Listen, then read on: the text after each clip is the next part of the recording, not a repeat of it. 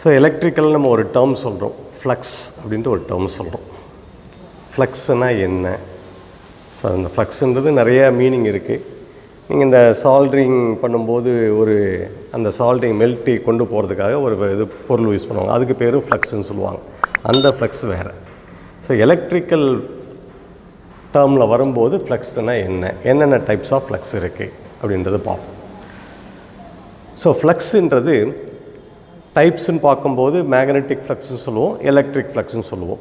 இன்னும் நிறையா ஃப்ளக்ஸ்லாம் இருக்குது. Heat flux, acoustic flux, radiated flux, இது மாதிரி நிறையா ஃப்ளக்ஸ் இருக்குது. அதெல்லாம் அந்தந்த டேர்ம். நமக்கு இங்கே வேண்டியது மெயினாக 2 ஃப்ளக்ஸ் தான் பார்க்க போகிறோம். ஒன்று மேக்னெட்டிக் ஃப்ளக்ஸ், அனதர் ஒன்று எலக்ட்ரிக் ஃப்ளக்ஸ்.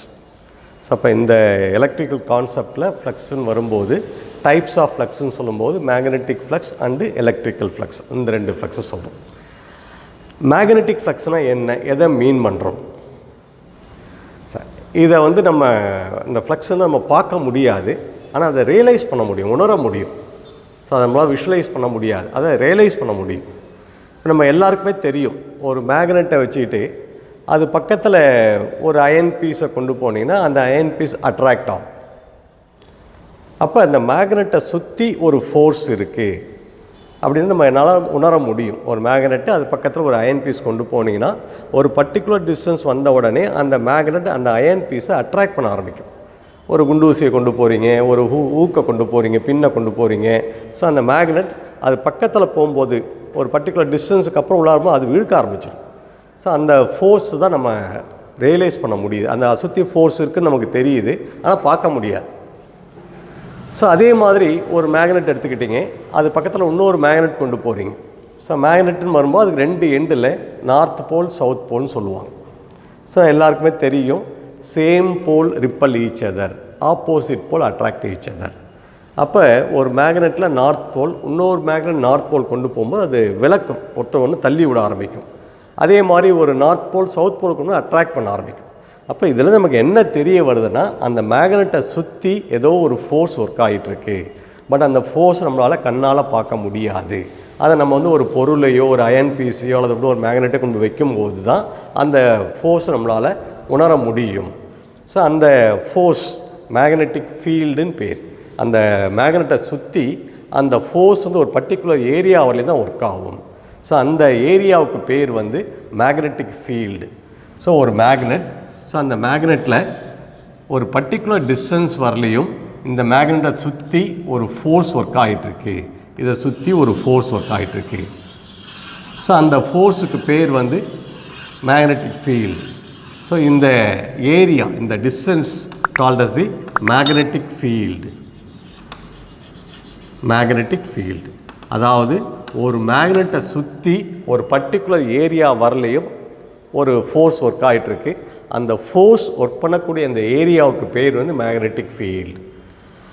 ஸோ அந்த ஃபோர்ஸ்ன்னு சொல்லும்போது அது நம்மளால் பார்க்க முடியாது, பட் அது ரியலைஸ் பண்ண முடியுது. அந்த ஃபோர்ஸை தான் நம்ம என்ன பண்ணுறோம், மேக்னெட்டிக் ஃபீல்டு லைன்ஸுன்னு பேர். இந்த லைனுக்கு பேர் மேக்னெட்டிக் ஃபீல்டு லைன்ஸ். இது நம்ம ரெப்ரசன்ட் பண்ணுறதுக்காக யூஸ் பண்ணுறோம். அதை போய் இந்த மாதிரி லைன்ஸ்லாம் இருக்கா மேக்னெட்டை வச்சுட்டு பார்த்தா கிடைக்காது. ஸோ இது நம்ம மேக்னெட்டிக் ஃபீல்டு லைன்ஸ்ன்றது நம்ம ஒரு ரெப்ரசன்டேஷனுக்காக இது மாதிரி கொடுத்துருக்கோம். சார் அந்த magnetic field lines it's imaginary lines. அது மாதிரி ஒரு லைன் ஆக்சுவலாக கிடையாது. ஸோ அந்த மேக்னெட்டிக் ஃபோர்ஸை ரெப்ரசன்ட் பண்ணுறதுக்காக இமேஜினரி லைன்ஸ். ஸோ இது மாதிரி லைன்ஸ் ஆக்சுவலாக அந்த மேக்னெட்டை சுற்றி இருக்காது, பட் அந்த ஃபோர்ஸ் நம்ம உணரக்கூடிய அந்த ஏரியாவை நம்ம லைன்ஸாக ரெப்ரசன்ட் பண்ணியிருக்கோம். அது மாதிரி ரெப்ரசன்ட் பண்ணுற அந்த லைனுக்கு பேர் இமேஜினரி லைன்ஸ். ஸோ அந்த இமேஜினரி லைன்ஸ் தான் நம்ம ஃப்ளக்ஸ் லைன்ஸ்னு சொல்கிறோம். So this is called as the flux lines. அப்போ ஷார்ட்டாக சொல்கிறதா இருந்தால் ஃப்ளக்ஸுன்ற எதை சொல்கிறோம், ஷார்ட்டாக சொல்கிறதா இருந்தால் it's a imaginary line representing the magnetic field lines, magnetic force or magnetic field lines in a magnetic field. ஒரு மேக்னெட்டிக் ஃபீல்டில் உள்ளார இருக்கக்கூடிய அந்த மேக்னெட்டிக் ஃபோர்ஸை ரெப்ரசன்ட் பண்ணுறதுக்காக யூஸ் பண்ணக்கூடிய ஒரு imaginary lines called as the flux lines. Sir இது ஒரு மேக்னெட்டில் இருக்கக்கூடிய ப்ராப்பர்ட்டி. மேக்னெட்டை எடுத்து அதை சுற்றி இதே மாதிரி ஒரு கண்டக்டர் எடுத்துக்கிறீங்க. அந்த கண்டக்டருக்கு கரண்ட் அப்ளை பண்ணுறீங்க. ஒரு கண்டக்டர். ஸோ அது மேக்னெட் பார்த்தோம். இப்போ அதை கண்டக்டராக பார்க்கும்போது கண்டக்டர்னால் எலக்ட்ரிக் கரண்ட் அப்ளை பண்ணுறோம். இதை சுற்றி ஒரு கரண்ட் அப்ளை பண்ணுறோம். கரண்ட் பாஸ் ஆகும்போது இதை சுற்றி ஒரு ஃபோர்ஸ் ஒர்க் ஆகும். அந்த ஃபோர்ஸுக்கு பேர் வந்து ஸோ கரண்ட். இங்கே கரண்ட் அப்ளை பண்ணுறதோடு கிடைக்குது. So it's called as the electric field. Called as the electric field. ஒரு கண்டக்டரை சுற்றி ஒரு ஃபோர்ஸ் இருக்கும். இதை நம்ம ரியலைஸ் பண்ணலாம். ஃபார் எக்ஸாம்பிள், ஒரு டியூப்லைட் இருக்குது, அது பக்கத்தில் ஒரு ரேடியோ கொண்டு போனீங்கன்னா குறன்னு சத்தம் கேட்கும். ஏன் தெரியும்? அந்த டியூப்லைட்டு கொஞ்சம் எட்ட வந்துட்டு அது சத்தம் கேட்காது, கிளியராக கிடைக்கும் ரேடியோ. ஸோ அப்போ அந்த டியூப்லைட்டில் சோக் இருக்குது. அந்த சோக்கில் கரண்ட் பாஸ் ஆகும்போது டியூப்லைட் ஆஃப் பண்ணால் சத்தம்லாம் வராது. டியூப்லைட்டு போட்டோன்னே அது மாதிரி சத்தம் வரும். ஸோ அந்த சோக் வழியாக கரண்ட் பாஸ் ஆகும்போது அந்த சோக்கை சுற்றி ஒரு ஃபோர்ஸ் ஒர்க் ஆகுது. அந்த ஃபோர்ஸ்க்குள்ளே நம்ம உள்ளார என்ட்ரு ஆன உடனே ஸோ அந்த ரேடியேஷன் லைன், நம்ம ரேடியோவில் யூஸ் பண்ணக்கூடிய இந்த ரேடியோ வேவ்ஸ் அது அஃபெக்ட் ஆகி நமக்கு ரேடியோ கிளியராக கேட்காது. ஸோ அப்போ எந்த ஒரு பொருளாக இருந்தாலும் அதில் கரண்ட் பாஸ் ஆகும்போது, கண்டக்டராக இருக்கும்போது கரண்ட் பாஸ் ஆகும்போது அதை சுற்றி ஒரு ஃபோர்ஸ் ஒர்க் ஆகுது. அந்த ஃபோர்ஸுக்கு பேர் வந்து எலக்ட்ரிக்கல் ஃபீல்டு லைன்ஸ். அந்த ஃபோர்ஸ் ரெப்ரசன்ட் பண்ணக்கூடிய அந்த லைனுக்கு பேர் வந்து எலக்ட்ரிக்கல் ஃபீல்டு லைன்ஸ். அது எலக்ட்ரிக்கல் கரண்ட்டால் கிடைக்குது. அந்த field lines called as the electrical ஃப்ளக்ஸ்ன்னு சொல்கிறோம். ஸோ மேக்னெட்டிக் ஃப்ளக்ஸ்ன்றது மேக்னெட்டில் கிடைக்கக்கூடியது. எலக்ட்ரிக்கல் ஃப்ளக்ஸ்ன்றது எலக்ட்ரிக்கல் கரண்ட்டால் கிடைக்கக்கூடியது. அந்த கரண்ட்டை நம்ம அப்ளை பண்ணல, ரிமூவ் பண்ணிட்டால் ஃப்ளக்ஸ் லைன்ஸ் இருக்காது. ஸோ வேறு இங்கே அது மாதிரி கிடையாது. இது பர்மனெண்ட்டாகவே இருக்கும். மேக்னெட்டும்போது அது எப்போதுமே அந்த ஃபோர்ஸ் இருந்துகிட்டே இருக்கும். பட் ஆனால் எலக்ட்ரிக்கல் கண்டக்டரில் அந்த கரண்ட் பாஸ் ஆகும்போது மட்டும்தான் அந்த கண்டக்டரில் அந்த ஒர்க் ஆகிட்டுருக்கும். அதே மாதிரி இந்த மேக்னெட்டிக் ஃபீல்டு இது நம்ம ரியலைஸ் பண்ணலாம். வெளியில் சம்டைம்ஸ் நம்ம வீட்டில் பார்த்தீங்கன்னா டிவி பார்த்துட்டே இருப்போம். வெளியில் ஒரு பைக் ஒன்று போகுது, தான் சத்தம் கேட்ட உடனே நமக்கு அந்த ரேடியோவில் இந்த டிவியில் பார்த்தீங்கன்னா அலையாக வர ஆரம்பிக்கும். இதெல்லாமே அந்த மேக்னெட்டிக் ஃபீல்டால் வரக்கூடியது தான். ஸோ அப்போ இந்த மேக்னெட்டிக் ஃபீல்டு, எலக்ட்ரிக் ஃபீல்டு இது ரெண்டுமே நம்ம டே டு டே லைஃப்பில் பார்க்கக்கூடியது. இது ஆக்சுவலாக நம்மளால் பார்க்க முடியாது, விஷுவலைஸ் பண்ண முடியாது, பட் அதை உணர முடியும். ஸோ அந்த இமேஜினரி ஃபோர்ஸை தான் நம்ம ஃப்ளக்ஸ் லைன்ஸுன்னு சொல்கிறோம். அப்போ ஃப்ளக்ஸ் லைன்ஸுன்றது so imaginary lines used to represent the either magnetic flux or magnetic field lines or electrical field lines. So that is called as the flux lines சொல்றோம். electrical field represent பண்ணும்போது electrical flux, magnetic field represent பண்ணும்போது magnetic flux. இந்த flux line உடைய property பார்த்தீங்கன்னா என்னென்ன property இருக்குது? இந்த flux lines only closed path தான்.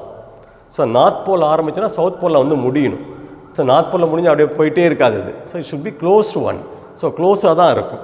ஸோ நார்த் போல் ஆரம்பித்தா சவுத் போல், திருப்பி எகை north pole to south poles. இந்த லைன்ஸ் பார்த்தீங்கன்னா ஒரு லைனும் இன்னொரு லைனும் ஸோ ஒன்றுக்கு ஒன்று மோதாது. ஸோ அட்ஜஸ்டண்ட்டாக போயிட்டே இருக்கும். ஒரு லைன் ரெண்டாவது லைன் அட்ஜஸ்டண்ட்டாக போயிட்டே இருக்கும். இந்த ஒரு லைனும் இன்னொரு லைனும் ஒன்றுக்கு ஒன்று விளக்கும். ஏன்னா இதுவும் சேம் சார்ஜஸ் தான். அப்போ ஒரு லைனும் இன்னொரு லைனும் இதுவும் இந்த டைரெக்ஷனில் போயிட்டுருக்கு, அதே மாதிரி இதுவும் இந்த டைரெக்ஷனில் போயிருக்கு. இது ரெண்டுத்துக்கு நடுவில் ஒரு ரிப்பல்ஷன் ஃபோர்ஸ் இருக்கும். ஸோ இது மேக்னெட்டிக் ஃப்ளக்ஸுடைய ப்ராப்பர்ட்டி. ஸோ அது ஸ்ட்ரெயிட் லைன்ஸ் இது மாதிரி போயிட்டே இருக்கும். க்ளோஸ்டு பார்த்தா தான் இருக்கும். ஸோ இது வந்து ஒன்றுக்கு ஒன்று மோதாது, கிராஸ் ஆகாது. ஸோ அட்ஜஸ்டண்ட்டாக போயிட்டே இருக்கும். ஒரு லைனுக்கும் இன்னொரு லைனுக்கும் நடுவில் ஒரு ரிப்பல்ஷன் ஃபோர்ஸ் இருக்கும். So this is the magnetic field flux லைன்ஸ்னு சொல்கிறோம். ரைட். அப்போ இந்த எலக்ட்ரிக்கல் சப்ஜெக்ட்ஸில் ஃப்ளக்ஸ்ன்னு வரும்போது ரெண்டு ஃப்ளக்ஸ், ஒன்று electrical flux, another one magnetic flux. Electrical flux due to the கண்டக்டரில் கிடைக்கக்கூடியது, மேக்னெட்டிக் ஃப்ளக்ஸ்ன்றது டியூ டு மேக்னெட்டால் கிடைக்கக்கூடியது. ஸோ திஸ் இஸ் தி ஃப்ளக்ஸை பொறுத்தவரையிலையும். இந்த ஃப்ளக்ஸை வந்து நம்ம ரெப்ரசன்ட் பண்ணும்போது இந்த பைன்ற சிம்பிள், ஃப்ளக்ஸுடைய சிம்பிள் வந்து பை சிம்பிள் வந்து பைன்ற சிம்பிள் யூஸ் பண்ணிடும். This is simple used for the electrical flux.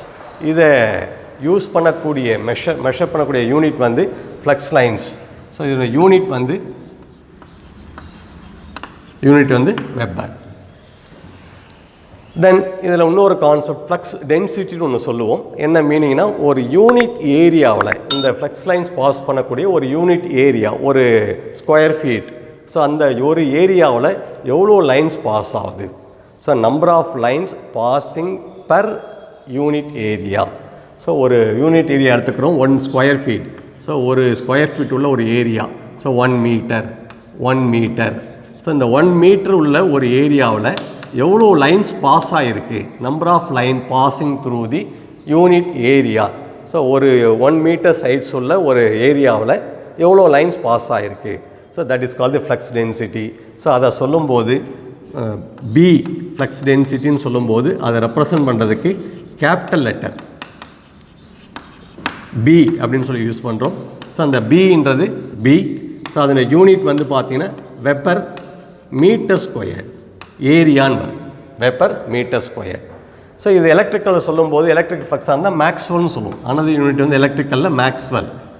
So unit of flux எலக்ட்ரிக்கலில் எலக்ட்ரிக்கல் ஃப்ளக்ஸுக்கு யூனிட் வந்து மேக்ஸ்வெல். எலக்ட்ரிக் ஃப்ளக்ஸ் யூனிட் வந்து maxwell. So this is the unit of flux. So magnetic ஃப்ளக்ஸ்னு வரும்போது அது பைன்ற சிம்பிள், அதை மெஷர் பண்ணக்கூடிய யூனிட் வந்து வெப்பர். ஃப்ளக்ஸ் டென்சிட்டின்னு வரும்போது so flux per unit area. Flux density flux per unit area. So அதுதான் நமக்கு ஃப்ளக்ஸ் டென்சிட்டின்னு சொல்கிறோம். யூனிட்டும் weber per metre square. So this is தி ஃப்ளக்ஸை பொறுத்த வரலையும். Electro magnet. ஸோ எலக்ட்ரோ மேக்னெட்ன்றது இப்போ நம்ம சில கண்டக்டர் பார்க்குறோம்.